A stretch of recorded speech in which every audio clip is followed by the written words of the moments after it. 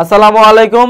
আজকে আবার আমরা চলে আসলাম লজিক সেকেন্ড পেপার চ্যাপ্টার 4। এই চ্যাপ্টারটির উপর টেস্ট পেপার সলভিং এবং এই টেস্ট পেপার রিলেটেড যেসব অধ্যায় ভিত্তিক যেসব আলোচনা আছে ওই সব বিষয়ের উপরে আমরা আজকে রিভিশন করতে চলে আসলাম। ঠিক আছে, তো আমাদের চ্যাপ্টার 4টি হচ্ছে মূলত আমাদের প্রকল্প বলতে কি বোঝায়, প্রকল্প কাকে বলে এবং এই রিলেটেড যেসব বিশদ আলোচনা আছে ওই আলোচনাগুলো আজকে আমরা করব। তো আমরা যদি দেখি প্রথমে এই ক্ষেত্রে দেখো প্রথমে আসে আমাদের ঢাকা বোর্ড 2022 এর মধ্যে দেখো বলা আছে প্রকল্প কাকে বলে। ঠিক আছে, তো প্রকল্প কাকে বলে এই বিষয়টি হচ্ছে কোনো ঘটনার কারণ অনুসন্ধানের জন্য গৃহীত প্রাথমিক আনুমানিক ধারণা। ঠিক আছে, যখন আমরা মনে করো একটা কোনো ঘটনা, ঠিক আছে, কোনো ঘটনা ঘটলো, এই যে একটা মানুষ মারা গেল ধরো, তখন এই মানুষটা কিভাবে মারা গেল বা এই মানুষটা কি মারা গেল কি না, ঠিক আছে, এই বিষয়টার উপরে যে প্রাথমিকভাবে যে একটা আনুমানিক ধারণা, ঠিক আছে, এটাকে মূলত প্রকল্প বলা হচ্ছে। তো তারপর দেখো এক্ষেত্রে খতে দেখো বলা হচ্ছে কাজ চালানো প্রকল্প কি। কাজ চালানো মানে হচ্ছে দেখো তোমার একটা কাজকে তোমার চালানো, ঠিক আছে, মানে কাজ চালানো প্রকল্প মানে কোন রকম, ঠিক আছে, ধরো তোমার যখন একটা রাস্তা দিয়ে একটা ব্রিজ করা হয়, বড় ব্রিজ, এর জন্য তখন কি অন্যান্য যানবাহন কিভাবে চলাচল করবে, এর জন্য কিন্তু তোমার পাশ দিয়ে একটা ছোট একটা তোমার সাঁকো বা একটা ব্রিজ বানানো হয়। ঠিক আছে, যেটাকে তোমার মূলত তোমার কাজ চালানো ব্রিজ, কাজ চালানোর জন্য ব্রিজটা বানানো হলো, এরকম আর কি। প্রকল্পের জন্য সাময়িকভাবে কাজ চালানোর জন্য কিছু তোমার প্রকল্প করা হয়, যেগুলোকে মূলত কাজ চালানো প্রকল্প বলা হয়। ঠিক আছে, বিভিন্ন ঘটনার প্রকৃত কারণ নির্ণয় করতে তোমার প্রকল্প প্রণয়ন করে, কিন্তু অনেক সময় জটিলতার কারণে ঘটনার কারণ নির্ণয় বৈধ প্রকল্প নির্ণয় করা যায়। ঠিক আছে, এই ক্ষেত্রে তোমার সাময়িকভাবে কাজ চালানোর জন্য তোমার কিছু প্রকল্প প্রণয়ন করা হয়, কোন প্রকল্প প্রণয়ন করা হয়, এগুলাই হচ্ছে তোমার কাজ চালানো প্রকল্প। গতে দেখো বলা হচ্ছে উদ্দীপকে কোন বিষয়টির প্রতিফলিত হয়েছে তা ব্যাখ্যা করো। রহিম সাহেব অফিসে অসুস্থ হয়ে গেলেন, অফিসের সহকর্মী তাকে দ্রুত ডাক্তারের কাছে নিয়ে গেল। রাহিন সাহেব কি হলো, তার ডাক্তার দেখে প্রাথমিকভাবে ধারণা মস্তিষ্কে রক্তক্ষরণ হয়েছে। রাহিন সাহেবকে পরীক্ষা রক্তক্ষরণ হয়েছে, পদক্ষেপ গ্রহণ করলো। ঠিক আছে, তো কোন বিষয়টি এক্ষেত্রে প্রতিফলিত হয়েছে, যে বিষয়টি সেটা হচ্ছে তোমার প্রকল্প। ঠিক আছে, আমরা জানি প্রকল্প মানে যে শুধুমাত্র তোমার প্রাথমিকভাবে একটা ধারণা করবা, ওইটা কিন্তু আমাদের প্রকল্প না। প্রকল্পের জন্য তোমার এক্ষেত্রে কিন্তু আরো কয়েকটা বিষয় আছে। প্রকল্পের জন্য 4টা ধাপ আমরা জানি। প্রথমে হচ্ছে তোমার নিরীক্ষণ। ঠিক আছে, প্রকল্পের প্রথম ধাপটি হচ্ছে নিরীক্ষণ। তারপর তোমার হচ্ছে তোমার কি করে তোমার আনুমানিক ধারণা গঠন, যেটা, ঠিক আছে, আনুমানিক ধারণা গঠন। ঠিক আছে, তারপর হচ্ছে তোমার সিদ্ধান্ত গ্রহণ এবং 4 নাম্বার হচ্ছে তোমার সিদ্ধান্ত যাচাই করা। তো আমাদের 2 নাম্বারটা কি, 2 নাম্বারটা হচ্ছে প্রাথমিক ধারণা। একটা প্রাথমিক ধারণা তোমারই করা হবে এই ক্ষেত্রে। ঠিক আছে, প্রাথমিক ধারণা গঠন। 3 নাম্বার হচ্ছে তোমার সিদ্ধান্ত, আর 4 নাম্বার হচ্ছে তোমার সিদ্ধান্ত যাচাই। ঠিক আছে, এইটাই হচ্ছে মূলত আমাদের তোমার এই 4টা বিষয় যখন মিলে যাবে তখন সেটাকে আমরা প্রকল্প বলবো, না হলে সেটাকে আমরা প্রকল্প বলবো না। ঠিক আছে, তো আমরা এই ক্ষেত্রে যদি দেখে তোমার এই 4টা বিষয় দেখো, প্রথমে যখন সে অসুস্থ হয়ে পড়লো, তারপর ডাক্তার তাকে নিয়ে গেল, ডাক্তার তাকে নিরীক্ষণ করলো, নিরীক্ষণ করার পর প্রাথমিক একটা ধারণা গঠন করলো সরি, যে তার মস্তিষ্কে রক্তক্ষরণ হয়েছে। তারপর কি করলো, তারপর সেই সিদ্ধান্ত নেওয়ার পরে সে বিভিন্ন পরীক্ষা নিরীক্ষার মাধ্যমে সে ওই সিদ্ধান্তটা যাচাই করলে বললো যে হ্যাঁ তার এটা হয়েছে, এবং সেই অনুযায়ী সে বিভিন্ন পরবর্তীতে সে পদক্ষেপ গ্রহণ করলো। এই বিষয়টা আসলে কাকে নির্দেশ করে, এই বিষয়টা আসলে মূলত আমাদের প্রকল্পকে নির্দেশ করে। তারপর দেখো ঘতে বলা হচ্ছে তোমার উদ্দীপকে কি প্রকল্পের সবগুলো স্তর পরিলক্ষিত হয়েছে। আমরা কিন্তু মাত্র যে 4টা স্তর বলে আসলাম, ঠিক আছে, এই 4টা স্তর কি এক্ষেত্রে পরিলক্ষিত হয়েছে? হ্যাঁ, এই ক্ষেত্রে আমি মনে করি যে আমাদের প্রকল্পের সবগুলো স্তর পরিলক্ষিত হয়েছে। কিভাবে দেখো, তোমার এই ক্ষেত্রে প্রথম নিয়ে গেল, তারপর সে নিরীক্ষণ করলো, তারপর একটা প্রাথমিক ধারণা গঠন করলো যেটাতে বললো যে মস্তিষ্কে রক্তক্ষরণ হয়েছে, তারপর সে ওটা একটা সিদ্ধান্ত নিল তোমার পরীক্ষা নিরীক্ষার মাধ্যমে। ঠিক আছে, এবং তারপর ওই সিদ্ধান্তটা সে যাচাই করলো। ঠিক আছে, এই যে বিষয়গুলা, ঠিক আছে, এইভাবে কিন্তু আমরা দেখতে পাচ্ছি যে রাহিন সাহেবের যে তোমার মস্তিষ্কে রক্তক্ষরণ হয়েছে, এটা কিন্তু ডাক্তার তোমার বৈজ্ঞানিক ওয়েতে কিন্তু সেই বিষয়গুলো যাচাই করেছে প্রকল্প গঠন করার পরে। তার মানে এটা কিন্তু একটা বৈধ প্রকল্প, যেখানে সবগুলো স্তর তোমার করা হয়েছে। ঠিক আছে, পরিলক্ষিত হয়েছে। তো আমরা যদি দ্বিতীয় সৃজনশীলে যাই, দেখো এক্ষেত্রে বলা হচ্ছে প্রকল্পের স্তর কয়টি, প্রকল্পের স্তর 4টি। ঠিক আছে, প্রকল্পের স্তর 4টি। খতে বলা হচ্ছে বাস্তব কারণ বলতে কি বুঝো। বাস্তব কারণ হচ্ছে তোমার অস্তিত্বশীল কারণ, যেই কারণটা তোমার বাস্তবে এক্সিস্ট করে। ঠিক আছে, বাস্তবে আমরা দেখতে পারি বা অনুভব করতে পারি, ঠিক আছে, সেটা হচ্ছে তোমার বাস্তব কারণ। যখন তোমার একটা তথ্য অনুসন্ধানের জন্য বা কোনো ঘটনা অনুসন্ধানের জন্য আমরা যখন প্রকল্পের প্রাথমিক ধারণাটা গঠন করি, ঠিক আছে, এটা প্রাথমিক ধারণা হইলেও এটা কিন্তু বাস্তব হইতে হবে, ঠিক আছে। যেমন একটা শিশু হারায় গেল, তুমি তখন ধারণা করলে যে তাকে ভূতে নিয়ে গেছে, এটা কিন্তু কোনো বাস্তব কারণ নয়। বাস্তব কারণ হইতে পারতো যে তাকে কিডন্যাপাররা কিডন্যাপ করেছে, কিংবা সে পথ ভুল করেছে, ঠিক আছে, বা সে কোথাও অসুস্থ হয়ে পড়ে আছে, এইগুলা বাস্তব কারণ। কিন্তু তুমি যখন বলবে যে ভূতে নিয়ে চলে গেছে, আকাশে উড়ে গেছে, মাটির নিচে চলে গেছে, এগুলো কোনো বাস্তব কারণ নয়, ঠিক আছে। তো আমরা দেখি এক্ষেত্রে আমাদের দেখো গতে বলা হচ্ছে সামিয়ার বক্তব্য পাঠ্য বইয়ের কোন বিষয়কে নির্দেশ করে। সামিয়ার বক্তব্যটি কি দেখো, মারিয়ার ছোট বোন সামিয়া বলল তোমার মোবাইল ফোনটি মনে হয় ভূতে নিয়ে গেছে। মোবাইল ফোনটি পাচ্ছে না, পরে সামিয়া বলল ভূতে নিয়ে গেছে। তো এই ক্ষেত্রে আমাদের কোন বিষয়কে নির্দেশ করে? এক্ষেত্রে কিন্তু আমাদের দেখো তোমার প্রকল্পের কোন বিষয়টা, তোমার সামিয়ার প্রকল্পটি বৈধ নয়, এই ক্ষেত্রে অবাস্তব। কিছুক্ষণ আগে আমরা বললাম যে বাস্তব নয়, তার মানে কি এই ভূতে নিয়ে যাওয়ার বিষয়টা এটা হচ্ছে অবাস্তব, তার মানে এই ক্ষেত্রে আমাদের দেখো তোমার অবাস্তব এই বিষয়টাকে তুলে ধরা হয়েছে, ঠিক আছে, যে ভূতে নিয়ে যাওয়া, ভূতের কিন্তু বাস্তবে কোনো অস্তিত্ব নেই। তো অস্তিত্ব যে বিষয়টা নাই সেই বিষয়টা যখন এই ক্ষেত্রে বলা হচ্ছে সেটা হচ্ছে তোমার কি, সেটা হচ্ছে তোমার অবাস্তব কারণ, অবাস্তব প্রকল্প। উদ্দীপকে মারিয়া এবং সামিয়ার বক্তব্য বৈধ প্রকল্পের শর্তাবলীর আবেগ। মারিয়া বলল কি ব্যাগের চেইন খোলা, মোবাইল ফোনটি নিশ্চিত চুরি হয়ে গিয়েছে, এই যে মারিয়া বলল, ঠিক আছে। মারিয়ার বক্তব্যটি হচ্ছে তোমার বৈধ প্রকল্প, ঠিক আছে, কারণ ব্যাগের চেইন যেহেতু খোলা ছিল, ঠিক আছে। তো এক্ষেত্রে আমরা ধারণা করতে পারি মোবাইলটি যেহেতু পাওয়া যাচ্ছে না, এটা তো আর চোর এসে নিয়ে যায় না, ঠিক আছে, এটা তো তোমার আর ভূতে নিয়ে যায় না, ঠিক আছে। তার মানে এক্ষেত্রে মারিয়ার এটা হচ্ছে তোমার বৈধ, মারিয়া। আর সামিয়া যেটা বলেছে সেটা হচ্ছে তোমার অবৈধ প্রকল্প বা অবাস্তব প্রকল্প, অবৈধ বলতে পারো, বা এক্ষেত্রে আমাদের যুক্তিযুক্ত হবে তোমার অবাস্তব বলে, বাস্তব আর অবাস্তব, এক্ষেত্রে আমরা তারটা বাস্তব বলি।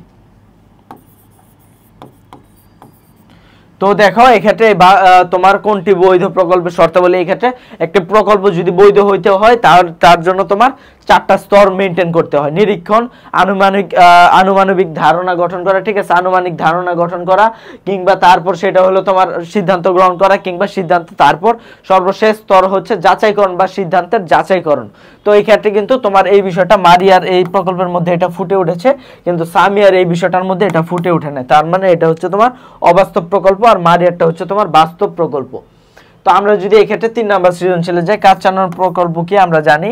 তারপর দেখো আমাদের ব্যবহারিক জীবনে প্রকল্পের ব্যবহার অপরিহার্য কেন, আমাদের ব্যবহারিক জীবনে, ঠিক আছে।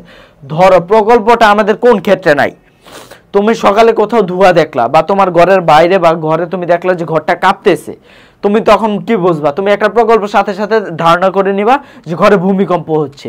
তার মানে তুমি যদি এই প্রকল্প ধারণা বা এই প্রকল্প গঠনের ক্ষমতা যদি মানুষের না থাকতো, যে ঘর কেন ডুলছে এটা যদি মানুষ বুঝতে না পারতো, তাহলে দেখা যেত যে মানুষ ঘরে পড়ে মারা যেত ভূমিকম্পের জন্য, এখনো মারা যায়। কিন্তু যখন তোমার এটা কিছু মানুষ যারা বুঝতে পারে সঠিক সময়ে, আর যদি সময়টা তোমার বেশি থাকে তাহলে কিন্তু মানুষ বাঁচতে পারে। কিংবা যখন তুমি দেখলা যে ঘর থেকে ধোঁয়া বের হচ্ছে, তখন তুমি সাথে সাথে একটা প্রকল্প গঠন করলা যে ঘরে হয়তো বা আগুন লেগেছে। এই যে প্রকল্প গঠনের যে বিষয়গুলা, এগুলা দ্বারা কিন্তু তোমার কি এই ব্যবহারিক জীবনে, আমাদের বাস্তব জীবনে কিন্তু এটা গুরুত্ব অপরিহার্য। কারণ এই বিষয়গুলো যদি না থাকতো তাহলে কিন্তু আমরা দেখো তোমার কোনো ঘটনার প্রকৃত কারণ জানতে পারতাম না, আমরা কোনো ঘটনা কখন ঘটছে ওই বিষয়টা আমরা ধারণা করতে পারতাম না, ঠিক আছে। তো তোমার দেখো এক্ষেত্রে গতে বলা হচ্ছে উদ্দীপকে উল্লিখিত বিষয়টি একটি যথার্থ প্রকল্প। এটা কি যথার্থ প্রকল্প কিনা? উদ্দীপকে উল্লিখিত বিষয়টি কি, আফজাল সাহেব তার ছেলেকে স্কুল থেকে আসতে দেরি হচ্ছে দেখে ধারণা করলেন ছুটির পর অতিরিক্ত কোনো ক্লাস হচ্ছে। পরে তিনি শ্রেণী শিক্ষককে ফোন করে এই ব্যাপারকে নিশ্চিত হলেন। এই যে নিশ্চিত হওয়া, সিদ্ধান্ত যাচাইকরণ, অতিরিক্ত ক্লাস হচ্ছে, এটা হচ্ছে তোমার সিদ্ধান্ত গ্রহণ করলো। তারপর আসতে দেরি হচ্ছে, এই যে সে যে একটা ধারণা করলো, এটা হচ্ছে কি আনুমানিক ধারণা গঠন করা, ঠিক আছে। কিংবা আসতে দেরি হচ্ছে, এই যে নিরীক্ষণ করলো, দেখলো যে আসতে দেরি হচ্ছে, ঠিক আছে, নিরীক্ষণ করলো। তারপর দেখলো সে একটা করলো, ঠিক আছে, সে একটা ধারণা গঠন করলো যে হইতে পারে কি কি হইতে পারে। এর মধ্যে সে অনেকগুলো ধারণা গঠন, তাকে কিডন্যাপার নিয়ে যাইতে পারে, তার অসুস্থ হয়ে যাইতে পারে, তার অতিরিক্ত ক্লাস হইতে পারে, বা কোথাও আড্ডা দিতে পারে। তারপর সে তার ছেলের বৈশিষ্ট্যের উপরে কিংবা চারদিকে নেচারকে বৈশিষ্ট্য উপরে সে ধারণা করলো যে হয়তো তার ছেলের ক্লাস হচ্ছে। তারপরে এই সিদ্ধান্তটা নেওয়ার পরে সে শ্রেণী শিক্ষককে ফোন করে জানতে পারলো যে হ্যাঁ, সিদ্ধান্ত যাচাই করে জানতে পারলো যে হ্যাঁ এই ক্ষেত্রে ক্লাস হচ্ছে। এই যে 4টা স্তর, এই 4টা স্তরের যে তোমার সিদ্ধান্ত কিভাবে উদ্দীপক থেকে যাচাই করলাম, আমি যেভাবে বললাম এইভাবে তুমি যাচাই করে দিবা যে প্রথম স্তর এইটা উদ্দীপকের সাথে এইভাবে মিলেছে, দ্বিতীয় স্তর এইটা উদ্দীপকের সাথে এইভাবে মিলেছে। এই বিষয়গুলো যখন তুমি দিবা, তোমার কিন্তু এই ক্ষেত্রে 3-এর কম দেওয়ার কিন্তু কোনো ওয়ে নেই। এক্ষেত্রে 3-এ তোমাকে 3ই দিবে, ঠিক আছে, 3-এ 3। আর উদ্দীপকে যে বিষয়টি প্রতিফলন ঘটেছে, কোন বিষয়টি? প্রকল্প।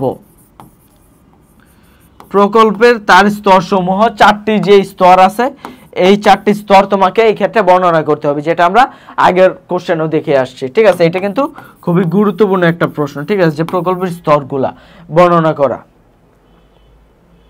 তারপর দেখো এক্ষেত্রে পরবর্তী সৃজনশীল আমাদের দেখো বলা হচ্ছে তোমার যে তোমার বাস্তব কারণ কি। বাস্তব কারণ কি আমরা জানি, সংকট উত্তরক দৃষ্টান্তের সাহায্যে কি প্রকল্প প্রমাণ করা যায়। সংকট উত্তরক দৃষ্টান্ত কি? ধরো তুমি একটা বিষয়, তুমি যেটা আমাদের আগের যে উদ্দীপকটা ছিল, উদ্দীপকটা যদি দেখো তোমার তার ছেলে ক্লাসে আসতে দেরি করছিল। এখন তোমার ছেলে ক্লাস থেকে বাসায় আসতে দেরি করছিল, তুমি এখন 4-5টা তুমি কারণ সিলেক্ট করলা, আনুমানিক ধারণা গঠন করলা, যার মধ্যে হইতে পারে যে আচ্ছা আমার ছেলে হয়তোবা তোমারই করছে, কোথাও আড্ডা দিচ্ছে। তারপর তুমি দেখলা যে আমার ছেলে হয়তোবা ক্লাস করছে, আমার ছেলেকে হয়তোবা অপহরণকারী তুলে নিয়ে গিয়েছে। এই যে 3টা হলো। এখন তোমাকে তো সিদ্ধান্ত গ্রহণ করতে হবে যে আসলে তুমি কোনটা বলবা। এখন কি হবে, এখন তোমার সংকট উত্তরণের একটা দৃষ্টান্ত তৈরি করতে হবে, স্থাপন করতে হবে। এই সংকট উত্তরক দৃষ্টান্ত কি? যেই দৃষ্টান্তের মাধ্যমে তুমি বাকি যেইগুলো আছে, বাকি যে কারণগুলো আছে, বাকি যে আনুমানিক ধারণাগুলো আছে, ওগুলাকে এক্সক্লুড করে দিতে পারবা, তুমি খতম করে দিতে পারবা। যেমন তুমি তখন কি ভাববা যে আমার ছেলে তো স্কুল তো কাছে, তার মানে আমার ছেলে তোমার অপহরণ হওয়ার কোনোই নেই, বা এই ক্ষেত্রে অপহরণ কোনো হয় নাই, এটা বাদ। কিংবা তুমি একটা দৃষ্টান্ত স্থাপন করলা যে আমার ছেলে কখনো দেরি করে না বা আড্ডা দেয় না, ঠিক আছে, তার মানে সে হয়তো বা ক্লাসই করছে, বা কখনোই আমার ওই তার ছেলের স্কুলের তোমার ক্লাসে অতিরিক্ত ক্লাস হয়। এই যে বিষয়গুলা, এই একটা দৃষ্টান্তের মাধ্যমে, যে অতিরিক্ত ক্লাস হওয়ার দৃষ্টান্তের মাধ্যমে বাকি বিষয়গুলো এই করে সে সিদ্ধান্ত নিল যে তার ছেলের হয়তো বা ক্লাস হচ্ছে। এই যে তুমি আনুমানিক ধারণাগুলা, ঠিক আছে, একটা সিদ্ধান্তের মাধ্যমে তুমি বাকি দৃষ্টান্তগুলাকে এক্সক্লুড করে দিলা, এটাই হচ্ছে তোমার কি? এটাই হচ্ছে তোমার সংকট উত্তরক দৃষ্টান্ত, যেটার মাধ্যমে তুমি সংকটকে নিরসন করে দিলা, বাকি যে দৃষ্টান্তগুলো আছে ওগুলাকে এক্সক্লুড করে দিলা। দৃশ্যকল্প 1-এ আমরা যদি দেখি, এক্ষেত্রে 1-এ নির্দেশিত বিষয়টি প্রকল্প শর্তের আলোকে ব্যাখ্যা করো। দৃশ্যকল্প 1-এ বলা হচ্ছে পাশের বাসার রাস্তায় সংঘটিত দুর্ঘটনার কারণ উল্লেখ করতে গিয়ে সাহেব জানালেন কোনো একটি সমস্যা হয়েছিল বলে দুর্ঘটনা হয়েছে, ঠিক আছে।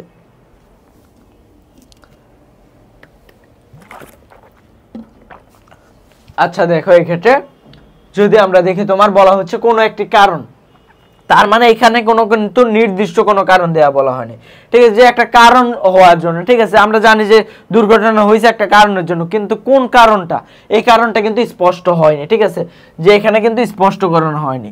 তো এইটাই তোমার বলতে হবে যে আমরা জানি প্রকল্প কি, এটা বলতে হবে। তারপর প্রকল্প কি কিভাবে গঠন করা হয় এই বিষয়টা আমাদের বলতে হবে কি। তারপর আমরা প্রয়োগে এসে, ঠিক আমরা যদি আগের ক্লাসগুলো দেখে থাকো তোমরা আমার, তাহলে তোমরা জানো যে কিভাবে আমরা জ্ঞানমূলক বা ব্যাখ্যা করতে হয় এবং তারপর কিভাবে প্রয়োগ করতে হয়, তার মানে উদ্দীপকের সাথে মিলাইতে হয়। তো আমরা এই ক্ষেত্রে দেখতে পাচ্ছি যে উদ্দীপকের সাথে মিলে যে এই ক্ষেত্রে আমাদের যে কারণটা বলা হচ্ছে, কারণটা অস্পষ্ট, এখানে কোনো তোমার এই কারণ বলা হয় না, ঠিক আছে, কোনো একটা তোমার সরাসরি কোনো কারণ বলা। এখানে দুর্ঘটনা ঘটেছে, সে বললো যে কোনো একটা কারণে দুর্ঘটনা ঘটেছে, কিন্তু কোন কারণে সেই কারণটা এখানে ব্যাখ্যা করা হয়নি। এক্ষেত্রে দেখো ঘতে এসে বলতেছে আমাদের দৃশ্যকল্প 2-এ প্রকল্পের শর্তের সুস্পষ্ট লঙ্ঘন। প্রকল্পের শর্তের দৃশ্যকল্প 2 কি? পুষ্টিবিদ সাহেব সমবেত তো জনতার উদ্দেশ্যে বলেন সঠিক পরিমাণে পুষ্টিকর খাবার খেলে শারীরিক দুর্বলতা বেড়ে যেতে পারে। মানে এক্ষেত্রে তিনি উল্টা কথা বলেছেন, ঠিক আছে। তার মানে প্রকল্পের যে শর্তগুলো আছে, প্রকল্পের শর্তগুলোর কিন্তু এক্ষেত্রে লঙ্ঘন ঘটেছে। কারণ কি? এক্ষেত্রে দেখো প্রকল্পের যে শর্ত আছে তার বিরোধী ঘটেছে। প্রকল্পে আমরা জানি যে তোমার এক্ষেত্রে কি একটা বৈধ প্রকল্প হতে গেলে তোমার কি হয়, ওই বিষয়টা তোমার উল্টা বিষয় কিন্তু করা যায় না। এক্ষেত্রে দেখো তোমার যে তোমার এক্ষেত্রে খাবার খাওয়ার সাথে শারীরিক দুর্বলতার সম্পর্ক কি, অপোজিট, ঠিক আছে। যদি শারীরিক দুর্বলতা থাকে তার মানে সে খাবার খাচ্ছে না, আর সে যদি খাবার খায় তার মানে তার শারীরিক দুর্বলতা নেই। তার মানে এই দুইটা বিষয় কিন্তু উল্টা বলা হচ্ছে, ঠিক আছে। তার এখানে বলা হচ্ছে যে তোমার খাবার খাওয়ার ফলে শারীরিক দুর্বলতা বেড়ে যেতে পারে, যেটা উল্টা। তার মানে এই ক্ষেত্রে আমাদের তোমার প্রকল্পের শর্ত বিরোধী এই ক্ষেত্রে বিষয়টা ঘটেছে, ঠিক আছে। তার মানে এটা কিন্তু আমাদের প্রকল্পের শর্তের সুস্পষ্ট লঙ্ঘন, ঠিক আছে। পরবর্তী সৃজনশীলে দেখো বলা হচ্ছে তোমার প্রকল্প কি, আমরা জানি প্রকল্প কি, ঠিক আছে। কোনো একটা ঘটনার প্রকৃত কারণ অনুসন্ধানের জন্য যে প্রাথমিক আনুমানিক ধারণা গঠন করা হয় তাকে প্রকল্প বলে। প্রকল্প প্রণয়ন করা হয় কেন? প্রকল্প প্রণয়ন করা হয় মূলত একটা প্রাথমিক আনুমানিক ধারণা গঠন করে, যে কোনো একটা ঘটনা ঘটলো, এটা দেখার সাথে সাথে তোমার মনে কি আসলো, কোনো বাস্তব একটা কারণের মাধ্যমে, যে তুমি এই কারণটা নির্দেশ করার জন্য, কারণটা বের করার জন্য তোমার মনে কিছু যে আসে, ধারণা আসে, ওইটার জন্য আমাদের প্রকল্প প্রণয়ন করার প্রয়োজন। দেখো উদ্দীপকে কাদের সাহেবের বক্তব্যটি প্রকল্পের কোন স্তরের অন্তর্ভুক্ত? কাদের সাহেব বিদেশ থেকে দীর্ঘদিন পর গ্রামের বাড়িতে আসেন। গ্রামের বাড়িতে এসে তিনি দেখতে পান তার গ্রামের নারী শিক্ষার হার একেবারে কম। তিনি এই বিষয়ে পরীক্ষা নিরীক্ষার পর সিদ্ধান্ত দেন যে তার শিক্ষার অভাবে, এক্ষেত্রে তোমার শিক্ষার অভাবে প্রধান কারণ তাদের বাল্য বিবাহ। এই যে সে যাচাই বাছাই করলো, এটা কোনটাকে? এটা আমাদের চতুর্থ স্তর। আমরা জানি যে চতুর্থ স্তরে তোমার যাচাইকরণকে বা সিদ্ধান্ত যাচাইয়ের এই বিষয়টাকে তুলে ধরা হয়, ঠিক আছে।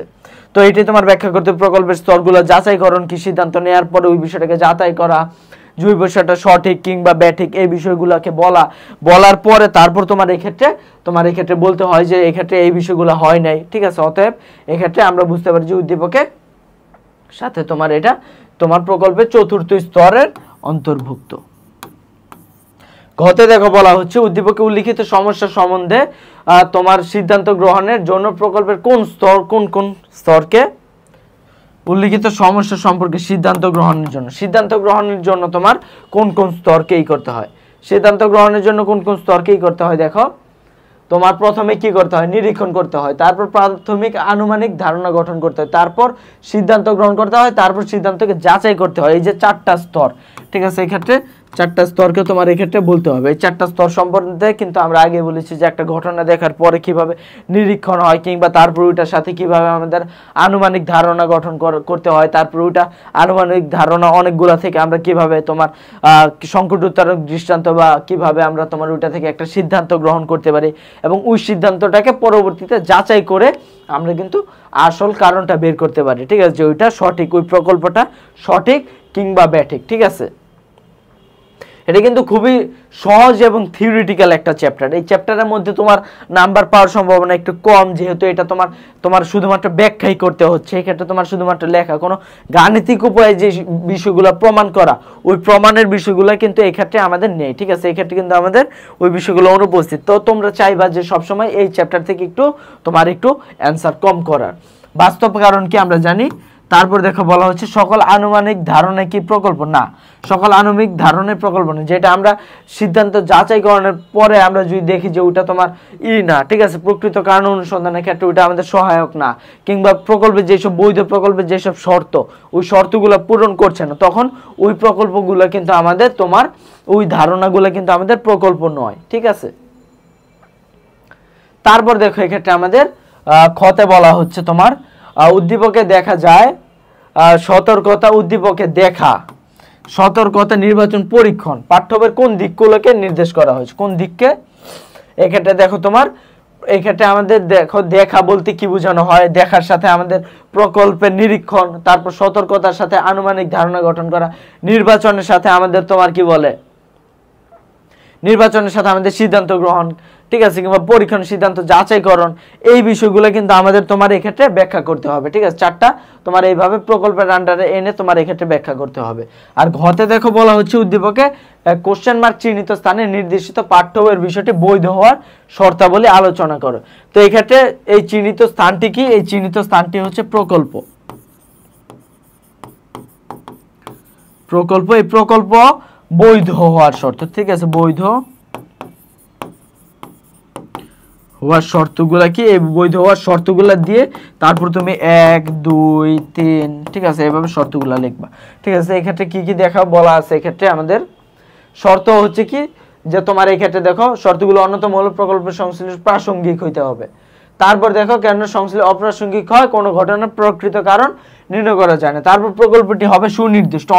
অনির্দিষ্ট হলে যদি প্রকল্প দ্বারা কোনো সুনির্দিষ্ট বিষয় না বোঝা যায় তাহলে আমরা প্রকল্প থেকে সিদ্ধান্ত গ্রহণ করতে পারবো না। তারপর এটাকে অবশ্যই যৌক্তিক হইতে হবে, ঠিক আছে। তারপর কি বলা হচ্ছে, যৌক্তিকভাবে গ্রহণযোগ্য হইতে হবে, ঠিক আছে, এক্ষেত্রে গ্রহণযোগ্য হইতে হবে। তারপর এই ক্ষেত্রে বাস্তব হইতে হবে, ঠিক আছে, বাস্তব হইতে হবে, সুস্পষ্ট হইতে হবে। তারপর দেখো সত্যের বিরোধী হইতে পারবে না, বৈজ্ঞানিকভাবে প্রমাণিত হইতে হবে, ঠিক আছে। তারপর প্রমাণযোগ্য হইতে হবে। এই বিষয়গুলো তুমি কিন্তু এইভাবে 1 2 দিয়ে লেখলা, 1 2 3 4 5 6টা কিন্তু এখানে আসলো, এই 6টা। তারপর দেখো অনুভবযোগ্য যে কোনো একটি হইতে পারে, প্রত্যক্ষভাবে বা অনুভবযোগ্য, যে শুধুমাত্র দেখতে পারে এরকম না, তুমি না দেখে অনুভব করতে পারলেও সেটা হবে। এই যে 7টা 8টা যে বিষয় আসলো তুমি এভাবে বলো, প্রাসঙ্গিক হইতে হবে। তারপর প্রকল্প সুনির্দিষ্ট হইতে হবে। এইভাবে তুমি পয়েন্ট পয়েন্ট দিয়ে তুমি এই ক্ষেত্রে ব্যাখ্যা করবে, ঠিক আছে। তারপর দেখো এই ক্ষেত্রে আমাদের বলা হচ্ছে প্রকল্পের ইংরেজি শব্দ কি, প্রকল্পের ইংরেজি শব্দ হচ্ছে আমাদের হাইপোথেসিস, ঠিক আছে, প্রকল্পের ইংরেজি শব্দ হচ্ছে আমাদের হাইপোথেসিস। তারপর দেখো এই ক্ষেত্রে আমাদের বলা হচ্ছে কাজ চালানো প্রকল্প কি, আমরা অলরেডি জানি। তারপর দেখো উদ্দীপক কবিরাজের প্রকল্পটির বৈধতা। কবিরাজ কি বললো, কবিরাজ বলল ইমরান জ্বরে ভুগছিল, কবিরাজ বলল শরীরের অভ্যন্তরীণ সমস্যার কারণে জ্বর হয়েছে। অভ্যন্তরীণ, ওই যে আমরা একটা এই কিছুক্ষণ আগে আমরা একটা সৃজনশীল দেখেছিলাম যে দুর্ঘটনা ঘটার পরে সে বলল যে এক্ষেত্রে যে কোনো কারণে দুর্ঘটনা ঘটেছে। তো এইটা কিন্তু ওই রকম বিষয় যে তোমার শরীরের অভ্যন্তরীণ সমস্যার কারণে, আমরা জানি যে শরীরের অভ্যন্তরীণ সমস্যা হয়েছে তার জন্যই তো জ্বর হয়েছে, কিন্তু এক্ষেত্রে কিন্তু নির্দিষ্ট কোনো কারণ বলতে পারেনি, ঠিক আছে, এক্ষেত্রে বৈধ নয়, ঠিক আছে, বৈধ না, কারণ কি এটা আমাদের অনির্দিষ্ট।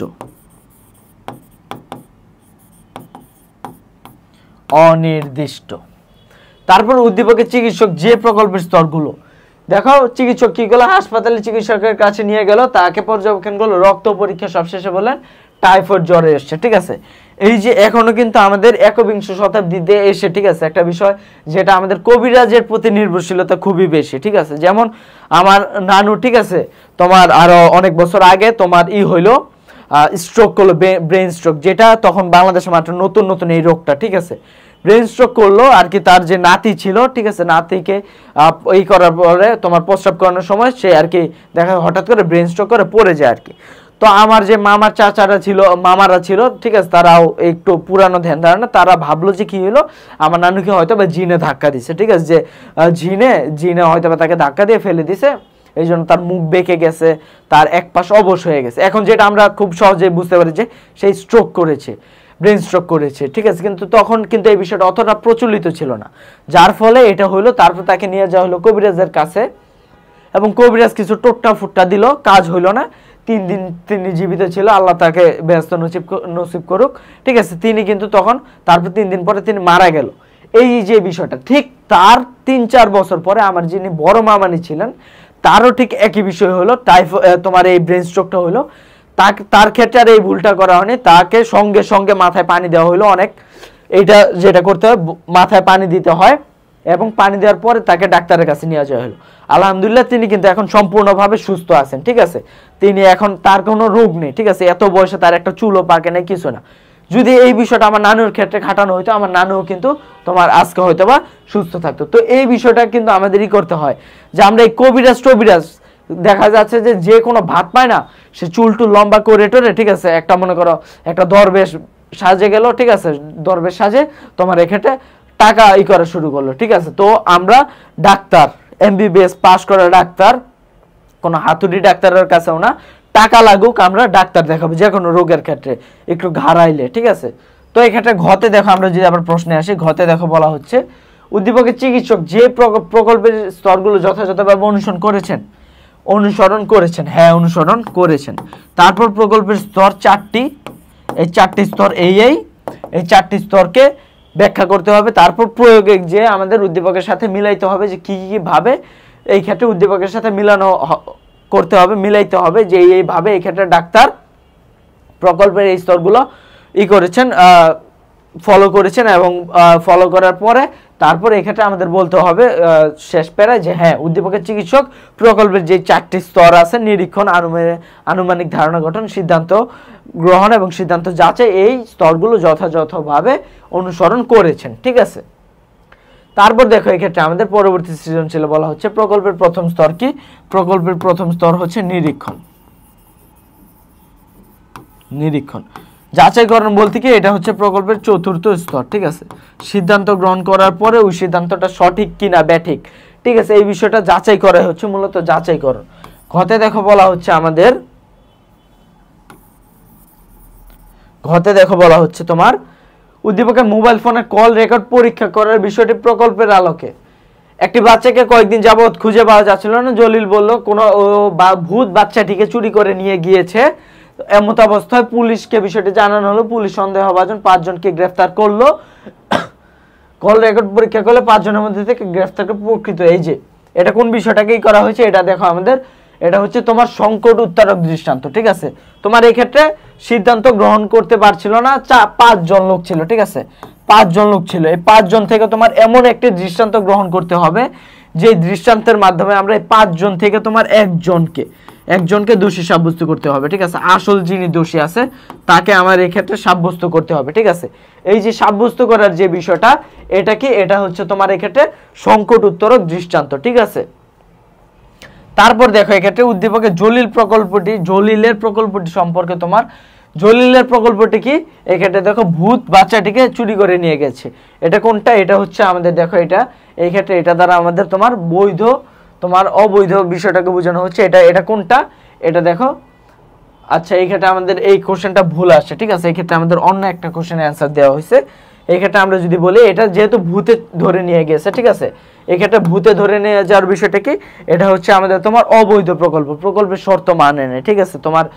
তোমার এই ক্ষেত্রে যে ভূত কখনোই অবাস্তব যে বিষয়টা, ঠিক আছে, যে এটা বাস্তবে ভূতের কোনো এক্সিস্টেন্স নেই, বাস্তবে ভূতের কোনো অস্তিত্ব নেই, কিন্তু এই ক্ষেত্রে এই বিষয়গুলো বলা হয়েছে। অতএব আমরা বুঝতে পারি এই ক্ষেত্রে আমাদের কি হয়েছে, তোমার এই ক্ষেত্রে অবাস্তব যে বিষয়টা আছে এটা তুলে ধরা হয়েছে। তারপর দেখো এক্ষেত্রে আমাদের সাময়িক প্রকল্প কি, আমরা জানি যে তোমার সাময়িক প্রকল্প হচ্ছে কোনো বৈধ প্রকল্পের অভাবে সাময়িকভাবে কাজ চালিয়ে নেওয়ার যে প্রকল্প গ্রহণ করা হয় তাকে সাময়িক প্রকল্প বলা হয়। এক্ষেত্রে সংকট উত্তরক দৃষ্টান্ত বলতে কি বুঝো, আমরা জানি দৃশ্যকল্প একে নির্দেশিত প্রকল্পের এই ব্যাখ্যা করো, ঠিক আছে। দৃশ্যকল্প একে যদি আমরা দেখি, বৃদ্ধ হাশেম আলীর ধারণা প্রচুর পরিমাণে মিষ্টি খাওয়ার জন্য তার ডায়াবেটিস রোগ সেরে গেছে, ঠিক আছে। এই যে পরস্পর বিরোধী যে বিষয়টা, ঠিক আছে, এটা এক্ষেত্রে তুলে ধরা হয়েছে পরস্পর। কারণ আমরা জানি যে মিষ্টি আর ডায়াবেটিস এই বিষয়টা রিলেটেড, যে মিষ্টি খেলে ডায়াবেটিস বাড়ে, ডায়াবেটিস বাড়লে তখন মিষ্টি খেলে ডায়াবেটিস আরো বাড়ে, মিষ্টি না খেলে ডায়াবেটিস আস্তে আস্তে কমে তুমি মেনটেন করলে, ঠিক আছে। কিন্তু মিষ্টি খাওয়ার ফলে তোমার ডায়াবেটিস কমে গেছে, এটা সম্পূর্ণ ভুল ধারণা, ঠিক আছে। তার মানে এক্ষেত্রে পরস্পর বিরোধী এই বিষয়টা এক্ষেত্রে তুলে ধরা হয়েছে, ঠিক আছে। দৃশ্যপট 1 এবং দৃশ্যপট 2 এ নির্দেশিত প্রকল্পের মধ্যে সম্পর্ক। দৃশ্যকল্প 2 এ বলা হচ্ছে সন্টু মিয়া ভোরবেলা তার বাতাবি লেবু গাছতলায় গিয়ে দেখলো লেবু গাছে এবং গাছতলায় কোনো লেবু নেই, সেই ধারণাগুলো আকাশের দিকে উঠে গেছে। তার মানে এটা কোনটা? এটা হচ্ছে অবাস্তব। আমরা জানি দৃশ্যপট 1 এ তোমার কি ঘটেছে, তোমার এক্ষেত্রে দৃশ্যপট 1 এ ঘটেছে তোমার পরস্পর বিরোধী, আর দৃশ্যপট 2 এ হচ্ছে তোমার অবাস্তব পরস্পর বিরোধী বা আত্মবিরোধী, আর দৃশ্যপট 2 এ হচ্ছে তোমার অবাস্তব, যেটা বৈজ্ঞানিক নয়, ঠিক আছে, বৈজ্ঞানিক অবৈজ্ঞানিক যে বিষয়টা।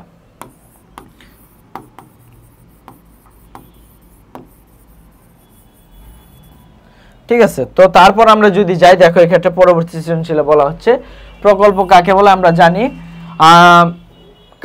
কাজ চালানো প্রকল্প কি যথার্থ প্রকল্প বলা যায়। কাজ চালানো প্রকল্প যথার্থ প্রকল্প নয়, ঠিক আছে। কারণ কি, এইটা দ্বারা তোমার একটা কাজ চালানো, যখন কোনো আমরা তোমার সাময়িকভাবে একটা কাজ চালানোর জন্য যখন আমরা কোনো প্রকল্প গ্রহণ করতে পারছি না, তখন তোমার একটা প্রকল্প গঠন করা হয়, যেটা তোমার পরবর্তীতে হয়তো বা তোমার কোনো বৈধ শর্ত এগুলা করে না, মেনটেন করে না, ঠিক আছে।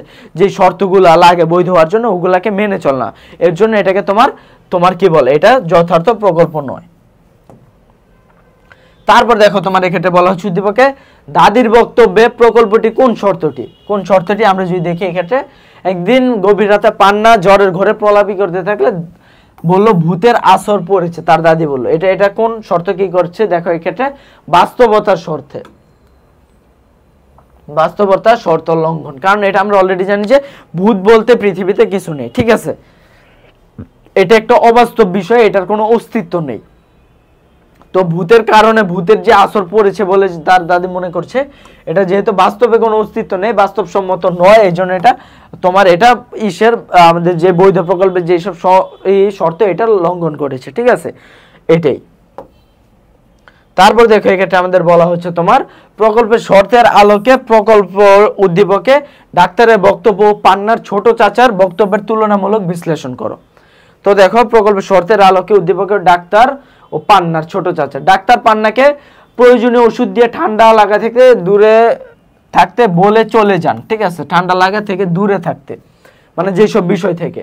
আর অসুস্থ পান্নার মন ভালো করার জন্য তার চাচা দুষ্টমি করে কি বললো, বেশি বেশি ফ্রিজের পানি। তো এক্ষেত্রে দেখো ডাক্তারের বক্তব্যটার আগে আমরা যদি ছোট চাচার বক্তব্যটা দেখি, এটা কি, এটা হচ্ছে আমাদের আত্মবিরোধী, ঠিক আছে, যে ঠান্ডা পানি খেলে জ্বর সেরে যাবে, এটা হচ্ছে আত্মবিরোধী বিষয়, ঠিক আছে। আর আমাদের এক্ষেত্রে তোমার এই যেটা ডাক্তারের বক্তব্য যেটা, ঠিক আছে, ডাক্তারের বক্তব্যটা হচ্ছে তোমার প্রকল্পের শর্তের সাথে সামঞ্জস্য, কারণ তার ঠান্ডা লেগেছে এই জন্য তাকে বললো যে ঠান্ডা লাগার যে বিষয়গুলা এগুলা থেকে দূরে থাকতে, ঠিক আছে। তো তারপর দেখো আমরা যদি দেখি এক্ষেত্রে পরোক্ষ সমর্থন কি, পরোক্ষ সমর্থন হচ্ছে তোমার যে প্রকল্পকে অবরোহ পদ্ধতি বা ঘটনা সংকলনের মাধ্যমে প্রমাণ করা হয়, অবরোহ পদ্ধতি এবং ঘটনা সংকলনের মাধ্যমে, ঠিক আছে, প্রমাণ করে তাকে পরোক্ষ সমর্থন বলে। প্রকল্পকে সর্বদা সুনির্দিষ্ট হতে হয় কেন, প্রকল্পটা এটা যে তোমার সুনির্দিষ্ট হইতে হবে না কেন, কারণ ঠিক আছে এটা অবশ্যই হইতে হবে, কারণ তুমি একটা প্রকল্পই করলা, ওটা তোমার যদি শর্তকে বৈধ শর্ত না পালন করে বা শর্ত না হয় তাহলে তুমি আসল সিদ্ধান্তে পৌঁছাবে কিভাবে, ঠিক আছে। ধরো তোমার একটা মানুষ মারা গেল, বললো যে তুমি কি করলো, তোমার থ্যানোস এসে তাকে ওই চুটকি বাজাইলো এই জন্য সে মারা গেল, ঠিক আছে, এটা কি কোনো বাস্তবসম্মত হইলো? তো তুমি কখনোই তুমি যে আসল যে মার্ডারার বা আসল সে কেন মারা গেল সেই কারণটা তুমি খুঁজে বের করতে পারবে না। কিন্তু তুমি যদি এই কারণটা তুমি করতে পারো যে তুমি দেখলা যে তার মাথায় তোমার ফুটা আছে, ঠিক আছে, তার গুলি করার পরে ধরো তার মাথার মধ্যে কি আছে, ফুটা আছে, ঠিক আছে, ফুটা আছে, ঠিক আছে, এই জায়গায় ফুটা আছে, তার মানে তখন তুমি বললা যে তাকে হয়তো গুলি করা হইলো, তারপর তুমি এটা সিদ্ধান্ত নিলা, সিদ্ধান্ত যাচাই করলা, পোস্টমর্টম করলা, তারপর দেখলা, ঠিক আছে। এই জন্য বাস্তবে একটা বিষয় প্রমাণ করার জন্য, সুনির্দিষ্ট করার জন্য, অস্পষ্টতা দূর করার জন্য, এর জন্য কিন্তু আমাদের প্রকল্প তোমারই করার প্রয়োজন, ঠিক আছে, সুনির্দিষ্ট হওয়া প্রয়োজন। দৃশ্যকল্প 1 প্রকল্প প্রমাণের কোন পদ্ধতিকে নির্দেশ করে? দেখো দৃশ্যকল্পে 1-এ বলা হচ্ছে সবিতা মেশিনে কাপড় সেলাই করার জন্য সুতার একটি বড় রিল কিনলেন, সেই সুতা দিয়ে তিনি মেয়ের জন্য একটি জামা তৈরি করার নকশা তুলে হাতের কাজ করলেন, আবার সেই সুতার সাহায্যে গলার হার ও কানের দুলো তৈরি করলেন। এক্ষেত্রে আমাদের দেখো প্রকল্প প্রমাণে কোন বিষয়টিকে নির্দেশ করে, এটা হচ্ছে আমাদের প্রত্যক্ষ, ঠিক আছে, প্রকল্প প্রমাণের প্রত্যক্ষ, আমাদের বইয়ে যে প্রত্যক্ষ প্রমাণটা আছে ওইটাকে এক্ষেত্রে, ঠিক আছে। দেখো এটা হচ্ছে কি প্রকল্প প্রমাণের সর্বশেষ স্তর, এই স্তরে প্রকল্পকে বিভিন্ন পদ্ধতির মাধ্যমে প্রমাণ করা হয়, তবে প্রত্যক্ষ পরোক্ষভাবে প্রকল্প প্রমাণ করা যায়। এখানে যে বিষয়টা আছে দুই ভাবে নিরীক্ষণ এবং পরীক্ষণের মাধ্যমে কিন্তু প্রকল্পকে প্রত্যক্ষভাবে প্রমাণ করা যায়, ঠিক আছে। নিরীক্ষণ কি, নিরীক্ষণ হচ্ছে তোমার এক্ষেত্রে তোমার আমাদের আশেপাশে যে বিষয়গুলো আছে এগুলার সাথে সামঞ্জস্য রেখে আমরা যখন একটা বিষয়কে প্রমাণ করি সেটা হচ্ছে নিরীক্ষণ। আর পরীক্ষণ হচ্ছে তোমার একটা নির্দিষ্ট কৃত্রিম উপায়ে, ঠিক আছে, যখন একটা বিষয়কে আমরা প্রমাণ করি সায়েন্টিফিক উপায় বা আমরা একটা নির্দিষ্ট কি বলে একটা পরিবেশ তৈরি করে প্রমাণ করি, সেটাকে বলা হচ্ছে আমাদের তোমার পরীক্ষণ, ঠিক আছে। এইভাবে তোমার যখন একটা প্রকল্পকে প্রমাণ করে, যেটা তোমার এই ক্ষেত্রে দৃশ্যকল্পে 1-এই করা হয়েছে, এটাকে তোমার কোন বিষয়টাকে প্রত্যক্ষ প্রমাণের বিষয়টাকে এই ক্ষেত্রে তুলে ধরা হয়েছে। তারপর দেখো দৃশ্যকল্প 2-এ প্রত্যক্ষ প্রমাণ পদ্ধতির সাথে জড়িত, প্রকল্প প্রমাণের প্রত্যক্ষ পদ্ধতির সাথে জড়িত। দেখো পিয়াসের বন্ধু অনন্য তাকে বলেছে চৌরাস্তার মোড়ে তার বাসা, ছুটির দিনে পিয়াসের অরণ্যের সাথে দেখা চৌরাস্তার মোড়ে, কিন্তু সেখানে রাস্তা কোন দিকে বুঝতে পারছিল না। তারপর বন্ধু বলে হাসপাতালের পাশেই তার বাসা, তারপর হাসপাতালের মাধ্যমে সহজে খুঁজে পেল, প্রত্যক্ষ প্রমাণ। এই যে তোমার নিরীক্ষণের মাধ্যমে, ঠিক আছে, যে বললো যে হাসপাতালের কাছের যে বাসাটা, সে তখন কি করলো, হাসপাতালটা খুঁজে বের করলো এবং এর পাশের যে বাসাটা ওইটা খুঁজে বের করলো, ঠিক আছে। এই বিষয়টা তোমার আসলে এক্ষেত্রে প্রত্যক্ষ প্রমাণটাকে নির্দেশ করে। তারপর দেখো প্রকল্প কি আমরা জানি, প্রকল্পে কেন প্রয়োজন এটাও আমরা জানি। তারপর রাতুলের দাদির বক্তব্যে কোন জ্বরে আক্রান্ত দাদি বললো ঠান্ডা পানি দিয়ে গোসল করিয়ে আইসক্রিম খেতে দাও, ঠিক আছে, দাদি বোঝানো হচ্ছে যে দাদিরা খালি মনে করো এই উল্টাপাল্টা কথাই বলে, ঠিক আছে, এরকম বোঝানো হয়, ঠিক আছে। এটা দ্বারা আমরা জানি যে আত্মবিরোধী, ঠিক আছে, আত্মবিরোধী, তার মানে এই ক্ষেত্রে আমাদের এটাকে লঙ্ঘন করা হয়েছে। ঘতে দেখো রাতুলে বাবা সিদ্ধান্তের আলোকে প্রকল্পের স্তর, প্রকল্পের যে 4টা স্তর আছে ওই 4টা স্তরকে তোমার এই ক্ষেত্রে ব্যাখ্যা করতে হবে, ঠিক আছে। তারপর দেখো এই ক্ষেত্রে বলা হচ্ছে প্রকল্পের স্তর কয়টি, 4টি। প্রকল্পের যাচাইযোগ্য হতে হয় কেন আমরা জানি, প্রকল্পের 1-এর প্রাসঙ্গিকতা।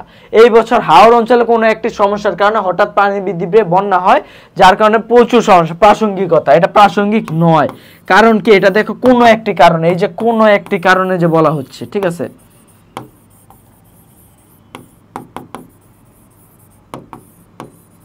কোনো একটি কারণে, এটা দ্বারা কিন্তু আমাদের বোঝানো হচ্ছে অনির্দিষ্ট, ঠিক আছে। আমরা জানি যে প্রকল্পকে সবসময় সুনির্দিষ্ট হইতে হয়, ঠিক আছে। অনির্দিষ্ট বা অস্পষ্ট হলে কিন্তু ওই প্রকল্পটা আমরা জানি যে ওইটা বৈধ প্রকল্প নয়।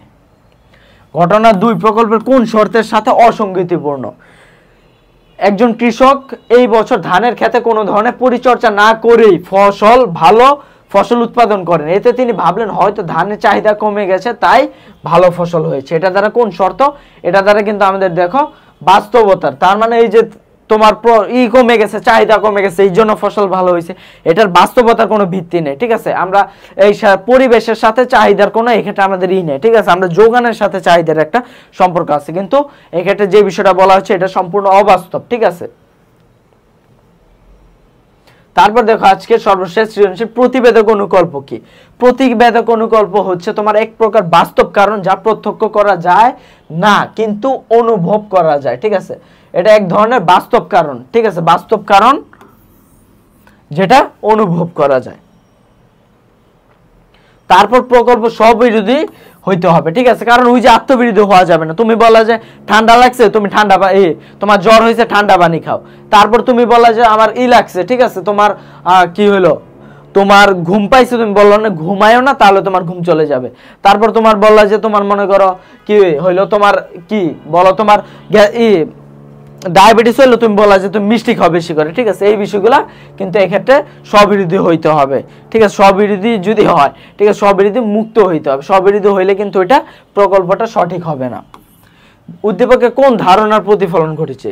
তৌফিক এবং হাসান সাম্প্রতিক সময় করোনা ভাইরাসের সংক্রমণ নিয়ে কথা বলছিল। তৌফিক বলল এই রোগটি বিশ্বে মহামারী আকারে ছড়িয়ে পড়েছিল, পরে বিজ্ঞানীরা এটিকে ভাইরাস বাহিত রোগ বলে চিহ্নিত করলেন। হাসান বললেন এই প্রকল্প এটি একটি দীর্ঘ গবেষণা ফল যা অনেকগুলো পথ অনুসরণ করে করতে হয়, ঠিক আছে। এটা কোন বিষয়টি, এটা হচ্ছে আমাদের প্রকল্পের বিষয়টি কি করা হচ্ছে নির্দেশ। আর বৈধ প্রকল্প হওয়ার উপায়, বৈধ প্রকল্প হওয়ার যে উপায়গুলো সুনির্দিষ্ট হইতে হয়, অস্পষ্ট হওয়া যায় না, তারপর বাস্তব কারণ হইতে হয়, ঠিক আছে। এই বিষয়গুলো তোমার বলতে হচ্ছে, ঠিক আছে।